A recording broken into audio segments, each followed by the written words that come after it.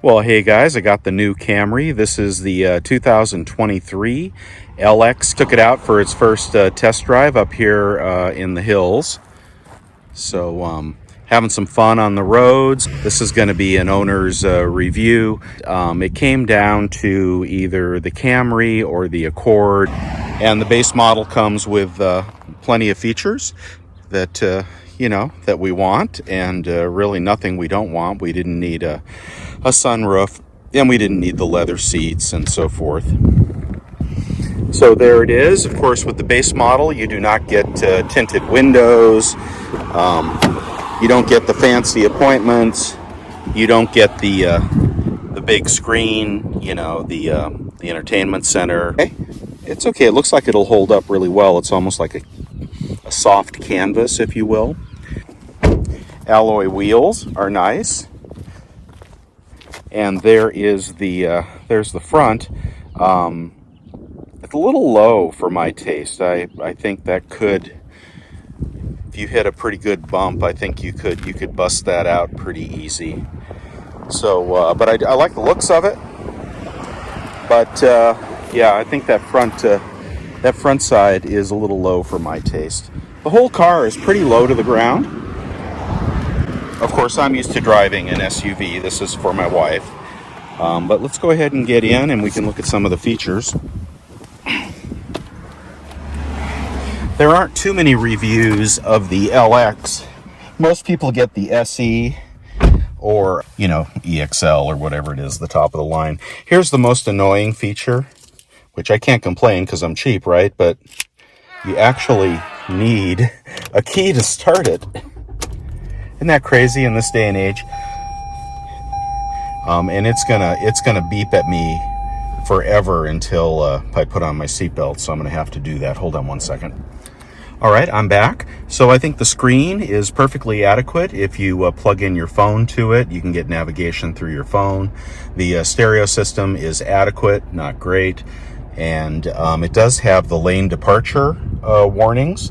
So I think that is really, really good. I think it'll stop itself if it senses a collision, which would be really handy for my wife, I think, because she rolled her previous car down the hill. And had we had that, I'm not sure that we would have totaled it. Anyway, let's see. So that's the inside. I will say about the seat, I would like the seat to be a little bit bigger. It is, I'm 6 foot even, 250. So,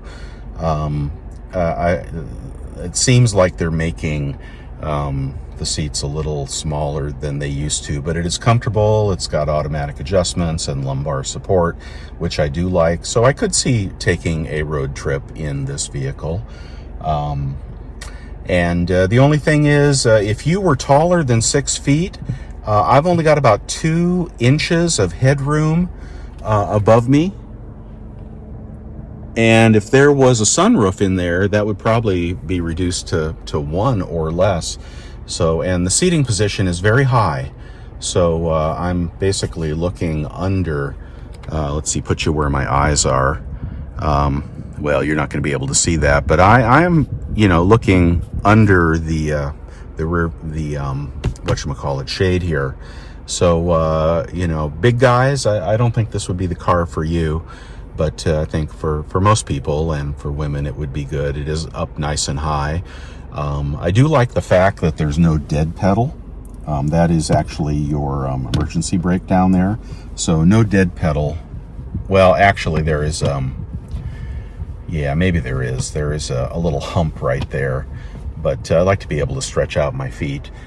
So very comfortable inside, and like the appointments, the base model upholstery is not annoying.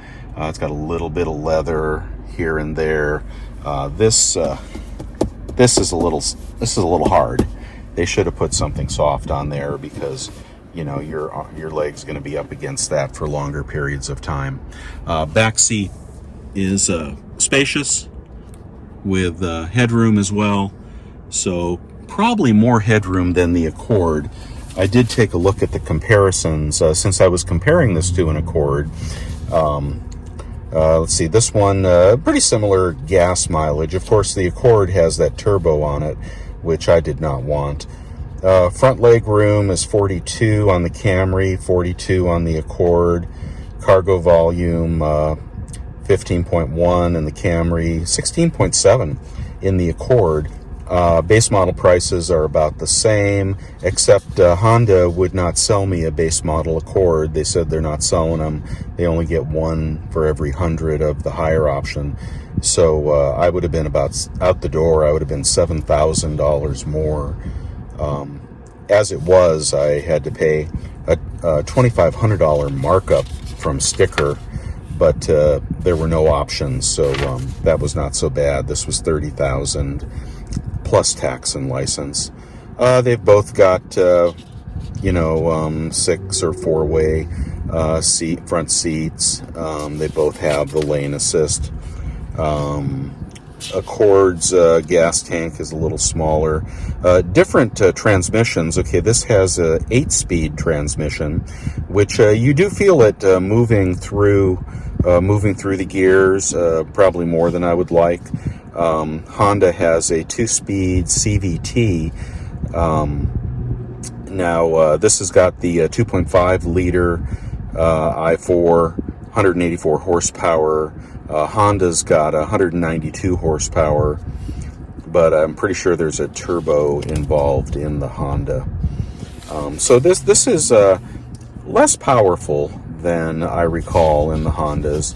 I couldn't drive one. They didn't have Honda on the lot, but nor did I want to pay $40,000 out the door. The Camry is heavier by 160 pounds, and rear leg room is better in the Accord. Exterior width, the Camry is not as wide as the Accord.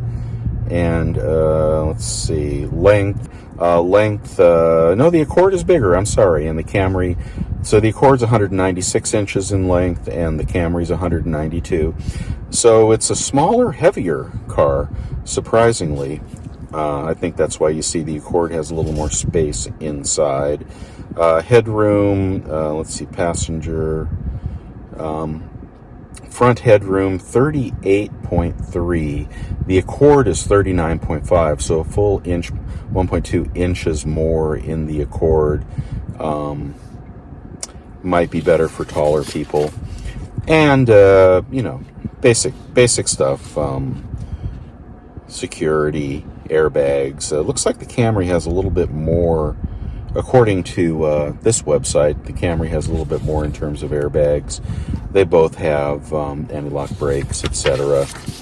And they both have the pre-collision systems.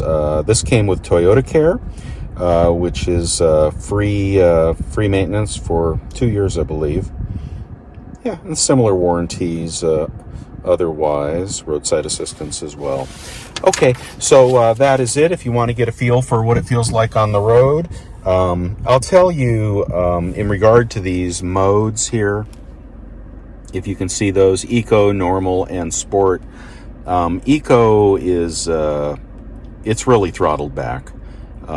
It probably wouldn't be how I would want to drive, because then you got to jam on the gas to get some speed. I'd probably put it in normal mode, and then your gas mileage might be diminished. The upgraded SE model, I noticed it doesn't get as good a mileage, so that's probably because it's more of a sporty calibration there.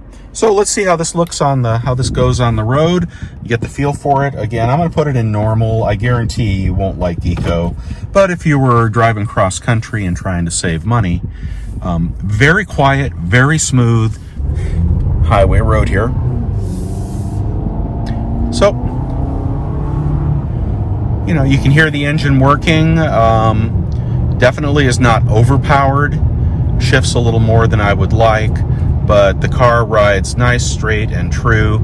Feels substantial. The mass feels substantial and nice.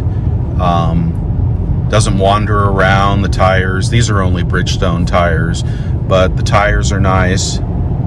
And I find if you want to downshift, if you just throw the shifter into sport mode, it'll give you a nice little downshift. So, you know, that sport mode is handy, but very nice. Very nice. I'd say it's quiet and it's comfortable.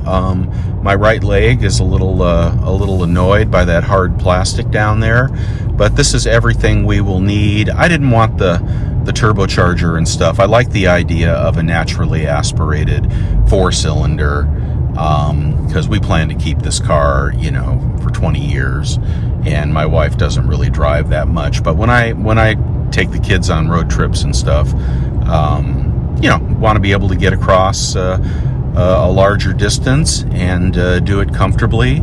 And there is just enough room in here. I wouldn't want it to be any smaller in width, and I wouldn't want the headroom to be any less. I wouldn't want the seats to be any smaller. But everything about it seems nice. So I think for the money, for $30,000 plus tax and license, they threw in, they did upcharge me about $500 for rubber mats and a few other things, which I didn't want. But the only way that I could buy this was to identify it in shipping, and it wasn't even in shipping. It was on a lot somewhere, but it had been given its DNA, so to speak. And by putting a deposit on it, I basically claimed it. And then by doing that, when they got the car, they didn't throw all their upgrades onto it, you know, their low jack and whatever all they put on cars these days. So that's how I kept it closer to the base model price, which theoretically is around $27,000, but you know, it was $30,000 by the time they put on their $2,500 incentive payment. We've been a Honda family since 1988, I think. See, that's the lane assist, because I went a little wide on that, which I think is good. It's the first Toyota I have ever bought, but I find the Toyota dealers to be more willing to sell you a base model vehicle at this time. And I've never paid more than sticker in my life, but what can I say? My wife totaled the Honda, and we needed a car for her. I also got the 2.49 financing for 48 months, which I almost had to walk out to get that, but they reconsidered and gave me the good financing. So pretty happy with that in the current interest rate environment. Also on the totaled 2016 Honda, just as an aside, I think you guys might find this interesting. 2016 Honda Accord EXL, $23,000 was the totaled payout on that. $23,000. I think we only paid $26,000 plus tax and license 6 years ago. So a nice hefty buyout on the previous vehicle. So I don't feel too bad about the $2,500 markup. Seems like I got taken care of pretty well. But kudos to Toyota for having vehicles to sell, and Honda not so much. And actually went into Hyundai. It was the same thing. I love Hyundais and Kias. I drive a Kia e-Niro, but same thing at Hyundai. No cars on the lot, and other than marked up, you know, pimped out, whatever. Last thing I'd want. So yeah, I was surprised when I went to Toyota, because I have always found Toyota dealers to be less flexible than Honda dealers.